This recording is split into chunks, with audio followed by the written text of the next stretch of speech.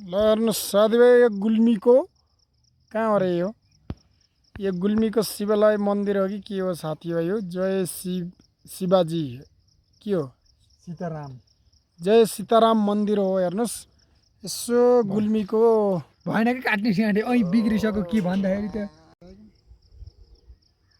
पुग्यो के गरेर फोन पनि गरेन पुग्याला नैनी अर्गेलीमा थियो ठ्याक्क मेरो पनि ले ठ्याक्क भिडियो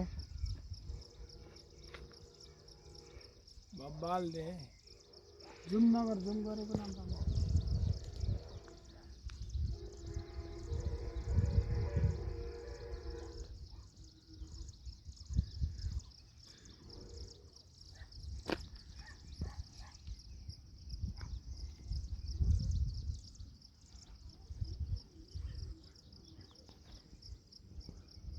अर्घाँची हो ल सर र हाम्रो आकाशे मन्दिरमा आएका छौँ हामी। यो धेरै तलामाथि छ, यो कति तला रहेछ अहिले म गन्छु। ल हेर्नुहोस् सर र अन्त अहिले त्यहाँ पूजा गर्दै हुनुहुन्छ। ल हेर्नुहोस् ल यसरी हाम्रो यात्रा सफलता रहोस्।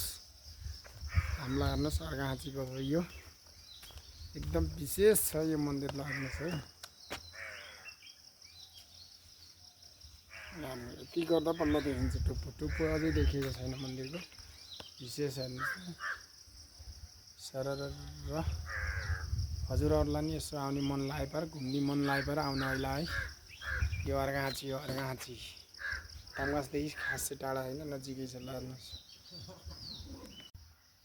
ल साथीभाइहरू यो चाहिँ छत्रकोट भन्ने ठाउँमा आएको छौँ अर्घाँचीको वडा नम्बर 5 रहेछ। यो छत्रकोट गाउँपालिका हो दाइ, यो छत्रकोट गाउँपालिका हेर्नुहोस् सर र घुम्ने ठाउँ यस्तो हामी आज यस्तो भेराइटी ठाउँमा हिँडेका छौँ। सर र तपाईँहरूलाई नि मन मन्दिरमा यस्तो दर्शन गर्न मन लाग्यो सर र आउनु होला।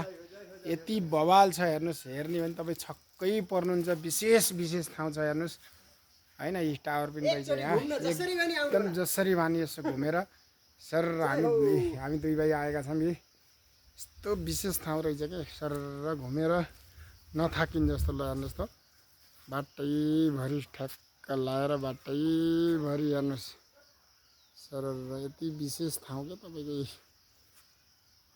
यस्तो ठाउँ पनि कहाँ बवाल छ। ल साथीभाइहरू जय सीताराम मन्दिरमा गुल्मीको रेसुङ्गा नगरपालिकै होला। यो तपाईँको गौडाकोटबाट यति माथि रहेछ। ल घुम्ने सर आउनुहोस् है, विशेष ठाउँ रहेछ। ल हेर्नुहोस् यो भ्युज हेरेरै तपाईँले भ्यू हेरेरै सर्लक्क गर्नुहुन्छ होला। ल हेर्नुहोस् विशेष ठाउँ छ, यसो घुम्ने जस्तो घुम्न सक्नुहुन्छ। यी हामजान तमगास यही हो हाम्रो हो पारी सिमिचौर। यो माथिको रेसुङ्गा तवाभूमि हेर्नुहोस् यी यसरी विशेष तरिकाले यो हाम्रो लप रेसुङ्गा भनेको छ। हेर्नुहोस् है फोटो खिच्न नि मिल्छ तपाईँ घुम्नलाई एकदम राम्रो ठाउँ रहेछ क्या। यस्तो ठाउँ त मैले देखिरहेको छु, कमै मात्रामा देखिरहेको छु। ल हेर्नुहोस् विशेष ठाउँ हो यस्तो हेर्नु त।